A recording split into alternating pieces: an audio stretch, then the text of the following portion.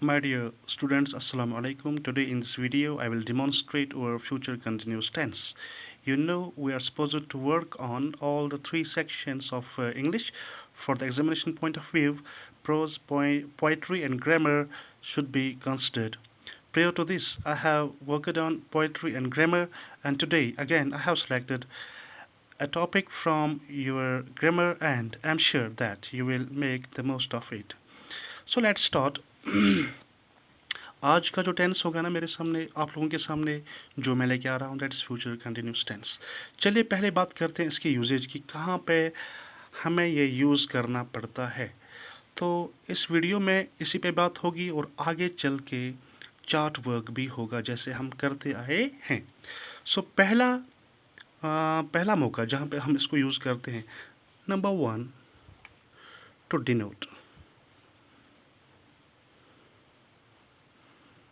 याद रखिएगा, to denote. अब हमें कहाँ पे ये यूज़ करना है वो मैं बताने जाऊँगा इस वीडियो में। To denote an action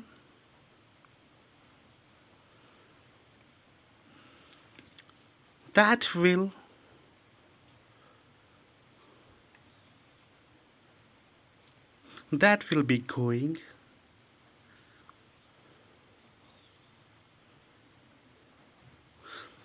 on at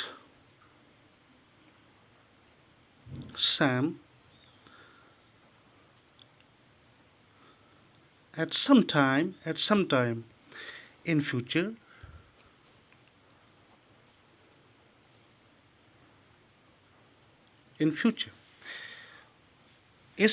इसमें फ्यूचर कंटिन्यूस में रूल क्या होता है, कहाँ पे हम इसको यूज़ करने वाले हैं।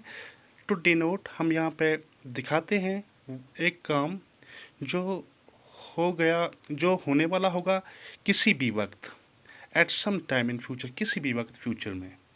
ये तो पहला रूल है इसका कि हम कहाँ पे इसको यूज़ करने वाले हैं। और सेकंड में देख लीजिए, एक और चीज़ लेके आऊँगा मैं आपके सामने, to express.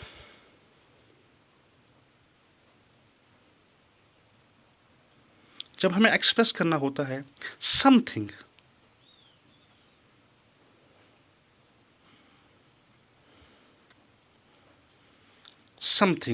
that's expected to happen, that is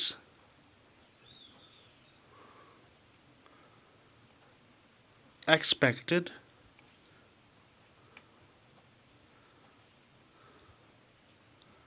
to happen। ये दूसरा होगा इसका। पहले में हमने देखा, ये हम यूज़ करते हैं to denote an action that will be going on, जो होने वाला होगा, कोई काम होने वाला होगा at some time in future, future में, मुस्तकबिल में, किसी भी वक्त। ठीक। दूसरा, to express something that is expected to happen in future. यहाँ फ्यूचर में एक्सपेक्ट काम करा या चीज़ करा सपदन वोल कत मज फ्यूचरस मज। ये था इसके यूजेज को लेके। अक्सर मैं अपनी इस वीडियो में, जब भी मैंने कोई वीडियो अपलोड किया टेंसेस को लेके, तो इसमें हमेशा मैंने दो काम किए।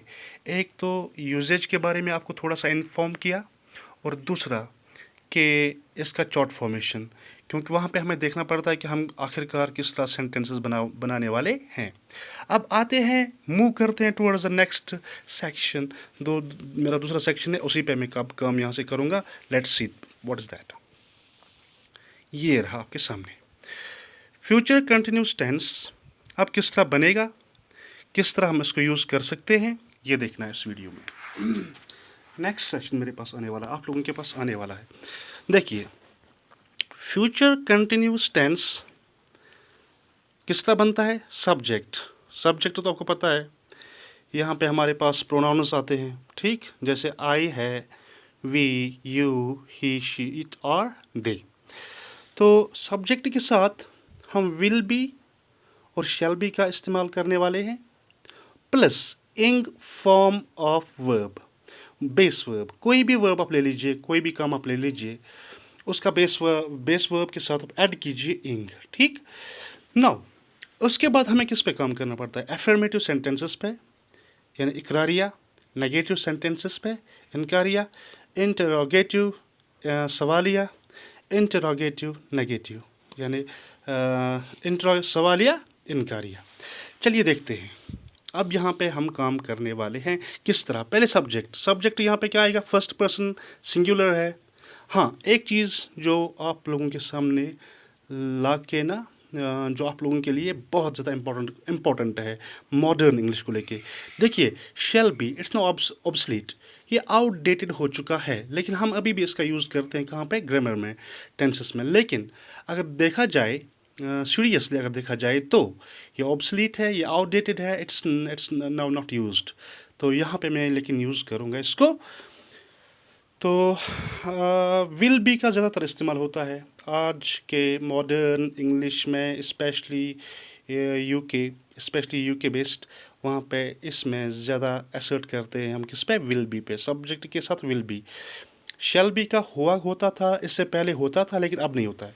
चलिए एफर्मेटिव, फर्स्ट पर्सन सिंगुलर, आपको तो पता है कि यहाँ पे आई आएगा, आई। अब ऐड क्या करना है? Will be. अब यहाँ पे चूंकि फर्स्ट पर्सन सिंगुलर है, यहाँ पे विल बी के बदले क्या हम यूज़ करते हैं? Shall be. Shall be.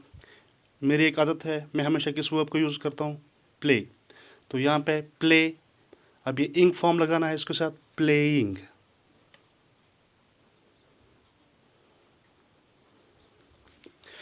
अब दूसरे वाले पे आ जाइए, एफर्मेटिव बन गया, पहला person I shall be playing. ऐसे ही वी के साथ भी शैल का यूज़ कीजिए, we shall be playing.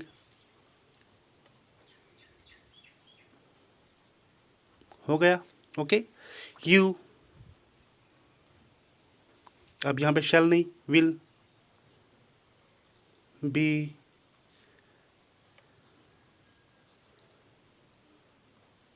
Playing, okay. Third person he, formula क्या है? Will be.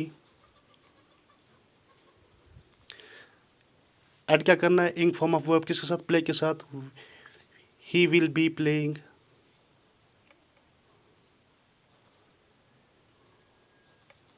खेल रहा होगा, they. Third person plural they, इसके साथ भी विल बी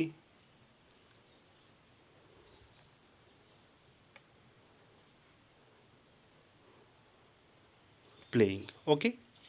अब नेगेटिव पे जाएंगे हम, okay. I shall not B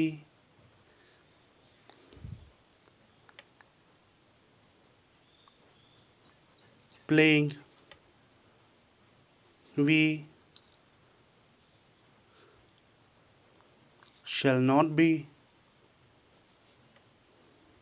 playing, you के साथ will, ओके। not be, क्योंकि यहाँ पे जो सेंटेंस है ये तो नेगेटिव वाला है, तो he will not be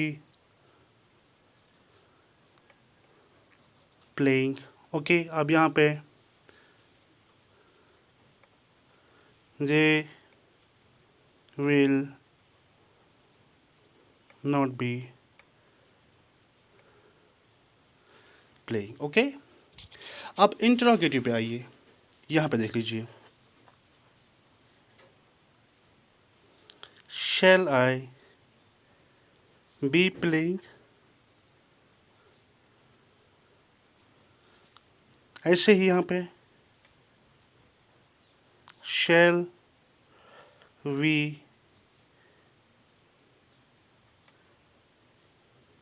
be playing, यहाँ पे मार्क कीजिए, mark of interrogation, will you be playing.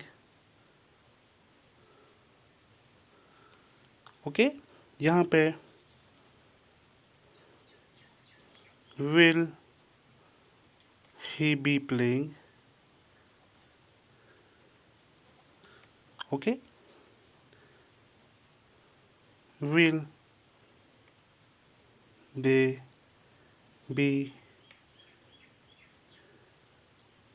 playing. Mark of interrogation यहाँ पर भी क्योंकि ये सवालिया है। आखिर पे हम कहाँ पे आ रहे हैं? Interrogative negative. अब यहाँ पे आप लोग देख लीजिएगा,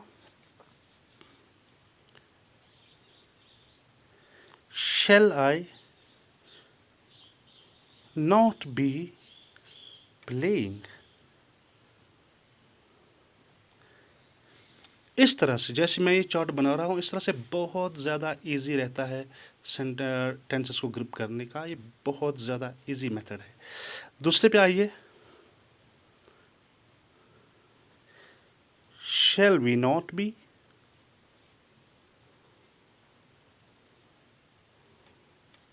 सवाल या इनकारिया। Okay, will you not be playing. Okay, will he not be playing.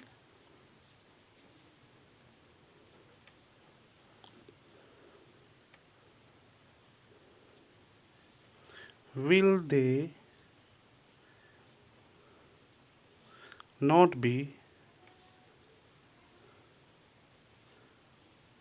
playing. Have a quick look. चलिए फिर से देखते हैं। ये यहाँ पे हमारा चार्ट फॉर्मेशन हो गया। ओके, देखिए यूजेज को लेके हम ज़्यादातर कंसंट्रेट करते हैं कहाँ पे? Action that will be going on at some time in future, या to express something that is expected to happen. और ये फिर इसका चार्ट रहा। Thank you and wish you all the best.